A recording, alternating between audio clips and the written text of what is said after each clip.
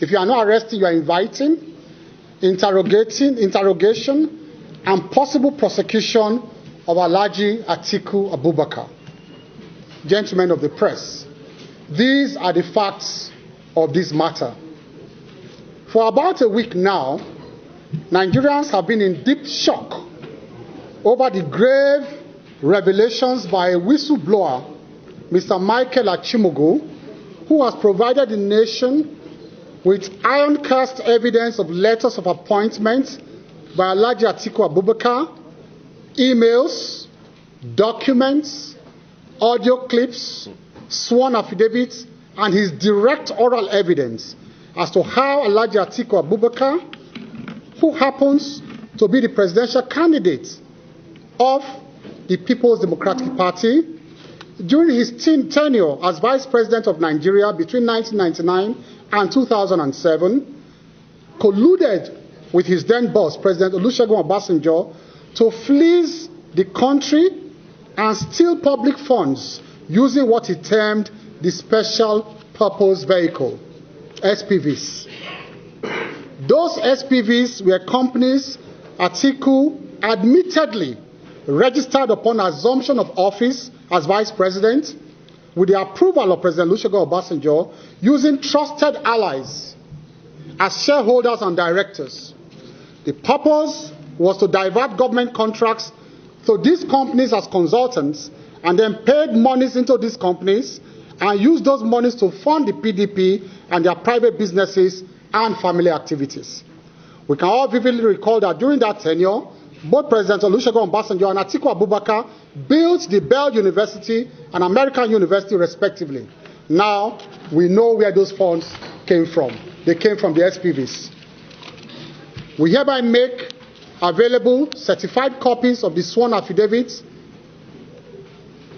of the affidavit sworn to and released to the public by the whistleblower. We have made it available to you.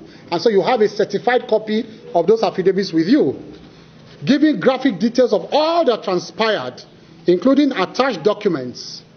Gentlemen, let us also play to you the voice recording that he did of Alhaji Atiku Abubakar following those emails.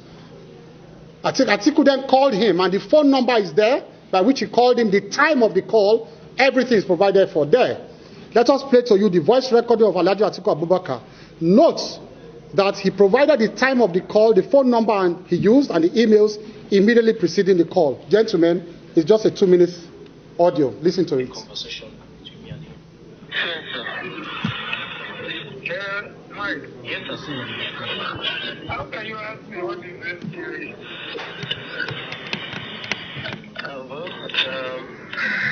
I don't know SCVs, and in this mission before I start arguing with these people. SCV is a special purpose vehicle. In other words, is a company they incorporate to carry out certain, activities. Okay, sir. You see what happened was when we came into, the office, and I advised the president against,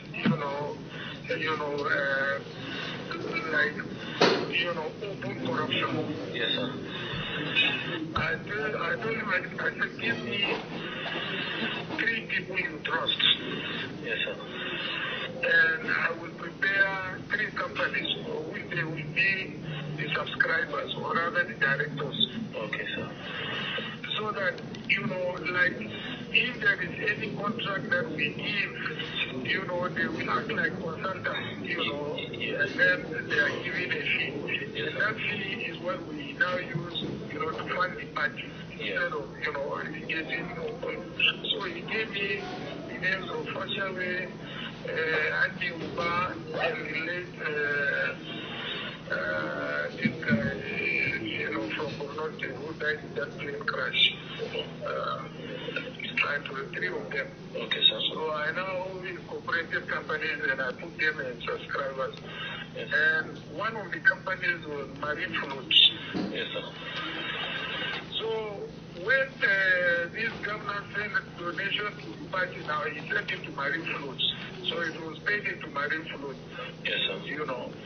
And one of the subscribers of Marine Float was Papa. That account was very investigated by EFCC to see whether, there was any issue. They found out that there was nothing. Yes, sir. So that was where the 100 million went to. It did not go to Atiku Abubakar. It went to Marine Float. The Marine Float was an experimentation purpose where we created, as a consulting company. So Okay, sir. that was the way I handled it. Okay, sir. Yes. So that was what I was really trying to explain to you. No money was given to Atiku Abubakar. Well, gentlemen, that is the summary of it. It went on and on, but that is the meat of it. And I'm sure you got the meat of the gist. This has been in the public domain, and I'm sure you have also listened to it and saw it, including the emails that preceded the call. Because what happened was that there was an allegation that time Dariye had just been jailed over this matter. And I'm sure you all know that one of the counts preferred against Governor Dariye was this 100 million. And that was why he was jailed. That was why Dariye was jailed. This 100 million. But it was the linkage to Atiku that we could not get all along, because it was pegged to Marine Float. Now he provided the evidence to say that Marine Float was actually the cover that they used, because Dariye took money directly from the coffers of Plateau State and paid to the Marine Float. That was why he was jailed.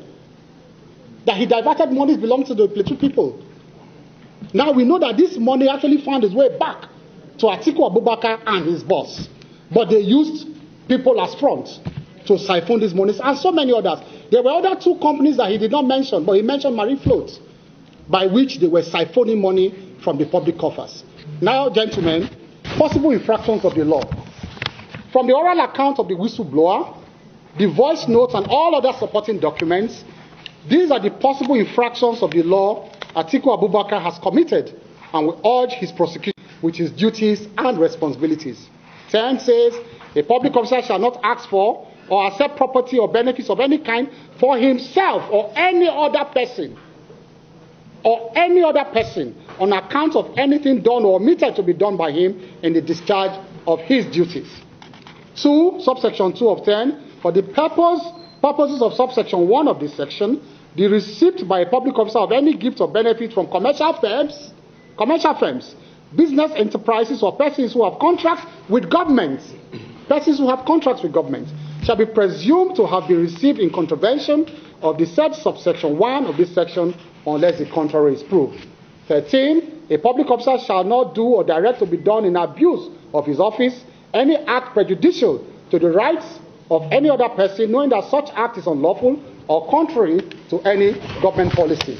Section 17, a public officer who does any act prohibited by this act through a nominee, listen very carefully, through a nominee, trustee, or other agent, shall be deemed ipso facto to have committed a breach of this act. Now, there are also offenses against the Money Laundering law here. Section 18 of the Money Laundering Prevention and Prohibition Act 2022 states as follows.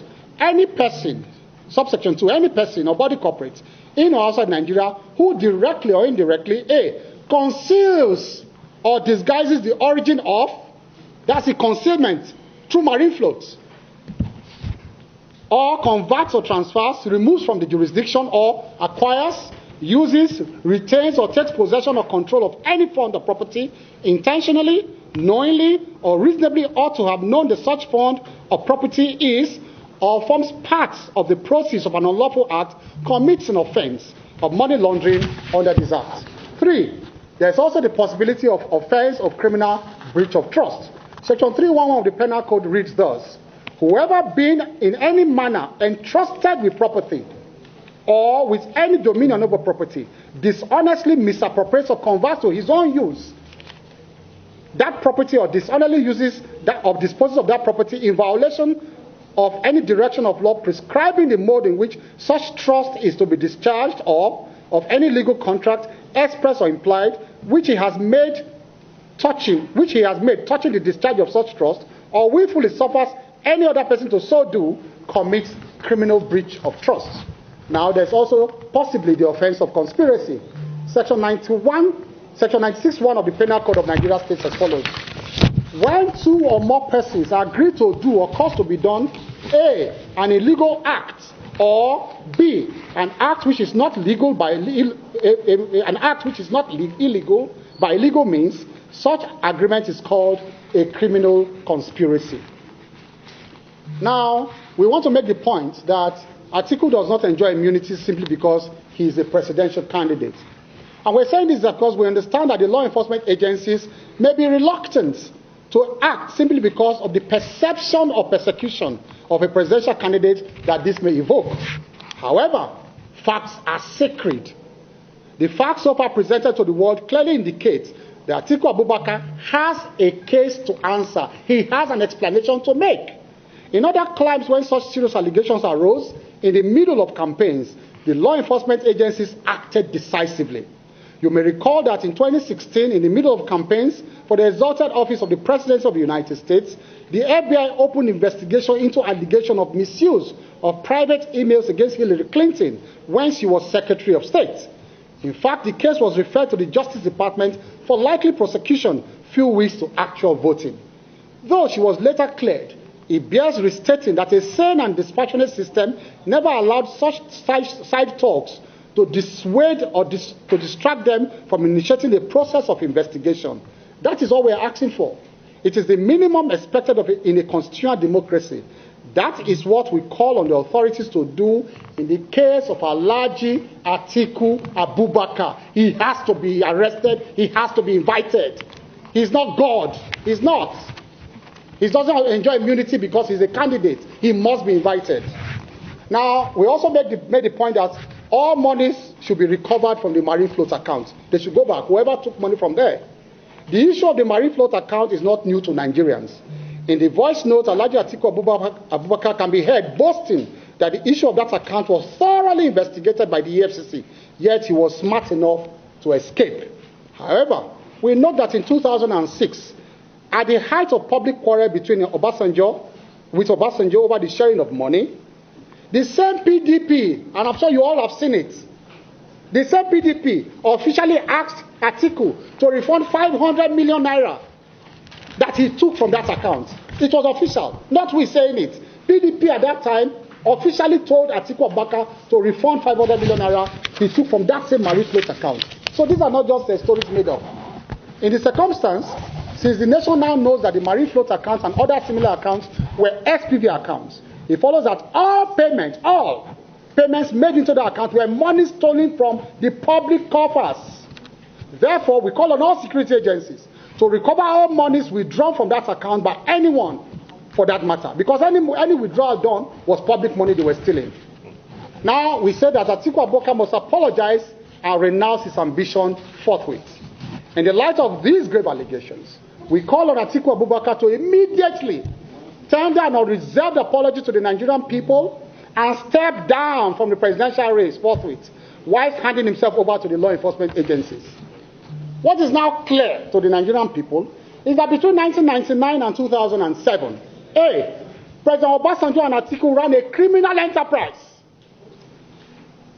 and an empire of fraud in Abuja. At the same time that Asiwaju Bola Ahmed Tinubu was toiling hard, very hard, dutifully and meticulously laying the foundation to rebuild Lagos. Two criminals were stealing money in Abuja at that same time. That following these revelations, it becomes clear that Atiku Abubakar has absolutely nothing to campaign on again, as the period of 1999 to 2007 that he always relies on can now be described by Nigerians as the SPV years, when they ran Nigeria aground. So anytime they come on air and say, you know what, between 2019 and 2009, we just say, oh, you mean the SPV years? That's what you tell them, you mean the special purpose years. That's why President Obasanjo and Atiku deprived the good people of Lagos State their local government monthly allocations. Even after the Supreme Court ordered the release of those funds, they were busy stealing the nation's resources by stealth in Abuja. That the real dark reason for the seemingly irreconcilable quarrel between Obasanjo and Atiku is disagreement over monies they both stole in the SPV accounts at that time. We also call for the protection of the whistleblower. When President Muhammad Buhari came to office, one significant policy adopted was that of whistleblowing. You are all witnesses to the fact that that policy has recorded tremendous success with the recovery of millions of dollars from various hidden sources. One was the famous Ikoyi apartment heist. These recoveries have been used by the Buhari administration to fund our budgets and build infrastructure we see springing up everywhere in the country today. We also recall that recently the Federal Executive Council approved a bill to be forwarded to the National Assembly for legal backing to the policy and legal protection for the whistleblower. I made tremendous contribution that day when that bill came to the Federal Executive Council for it to be forwarded to the National Assembly. And we have approved it, a bill to protect whistleblowers.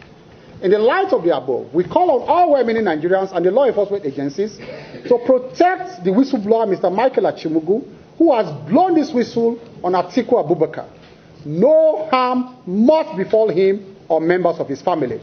We suspect that some goons of Atiku Abubakar are planning to eliminate him and members of his family. In fact, my big brother, FFK, actually hinted me about something like that yesterday.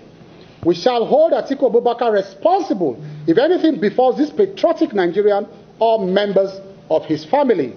We also encourage him to reveal to Nigerians to reveal to Nigerians those earth-shaking revelations he is withholding for the sake of this nation and the future of our children. We know that he said he's not going to reveal so many things. This is just what's important for the campaign. But please, we're begging him, reveal all. Nigerians deserve to know who wants to occupy that office of president. Now, we made the point of conspiratorial silence. We said so far we are disillusioned, but we are not surprised at the conspiratorial silence of a section of the media over this grave issue of national importance. Even after seeing court processes in form of a sworn affidavit, we observe an embarrassing silence yet from a section of the media. We have consistently made our case against the unethical and partisan antics of some media houses, and this development vindicates us. When it was the case of the spurious and dead case of drug dealing leveled against our candidate, Asiwaju Bola Ahmed Tinubu, this media platform threw caution to the winds and zealously feasted on it. Of course, we gallantly came out. We didn't hide. We came out and vigorously disproved all the theories of lies against our candidates. All of us here, we were on air. We did not hide. Now you can see all of them hiding. Since this allegation, they were hiding under the table. All of them. Hiding, all of them. They can't face the cameras.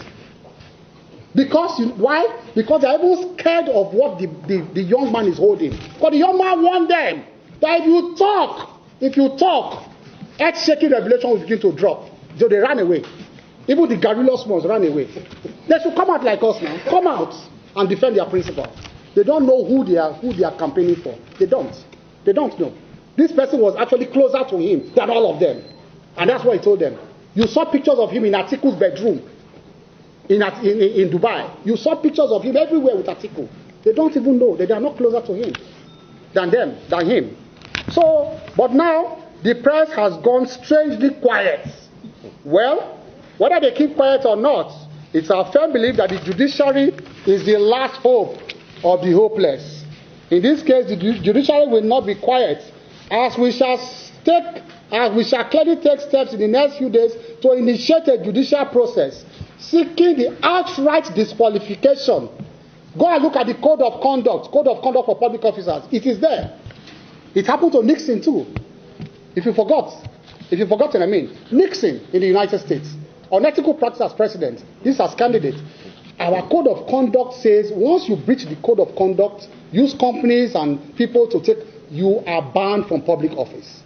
So I don't know whether the PCC will approve court actions there, but knowing me and my trajectory for the last 30 years in this country, I have fought principalities using the instrumentality of the law. I've gone to prison for it. They have charged me to court.